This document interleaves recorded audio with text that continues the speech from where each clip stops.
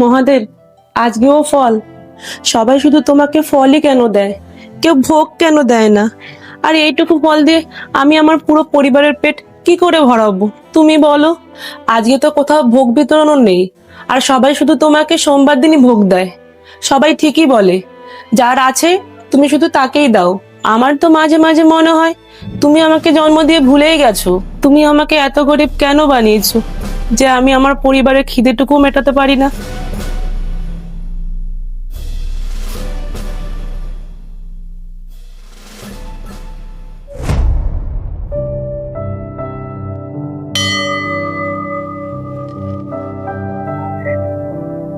মহাদেব, চাল ডাল আমাকে ক্ষমা করে দিও মহাদেব। সেদিন আমি তোমাকে অনেক উল্টোপাল্টা বলে ফেলেছিলাম। আজ আমি বুঝতে পারছি, যাকে তুমি পৃথিবীর আলো দেখাও তার সমস্ত দায়িত্ব তুমিই তুলে নাও। মহাদেব, তুমি ওই মানুষটাকে ভালো রেখো যার কারণে আজকে আমার পুরো পরিবার পেট ভরে খাবার খেতে পারবে। তোমাকে অনেক ধন্যবাদ মহাদেব।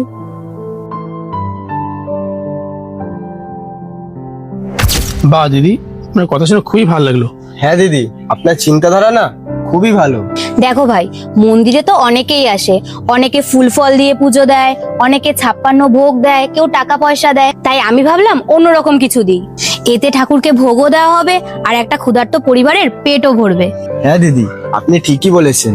আপনার থেকে সকলে শিক্ষা নেওয়া উচিত, কি করে একটা মানুষ হয়ে আর একটা মানুষের পাশে দাঁড়াতে হয়। হ্যাঁ রে ভাই, তুই একদম ঠিক কথা বলেছিস। আর দিদি, আজকের পর থেকে তোমার মতো আমরাও গরিব মানুষকে সাহায্য করবো। হ্যাঁ ভাই, একদম। মানুষ হয়ে মানুষের পাশে দাঁড়ানো অবশ্যই উচিত। আর সবসময় একটা কথা মাথায় রাখবে, জীব সেবাই শিব সেবা। তাই সবসময় জীবকে সেবা করা উচিত, বুঝলে?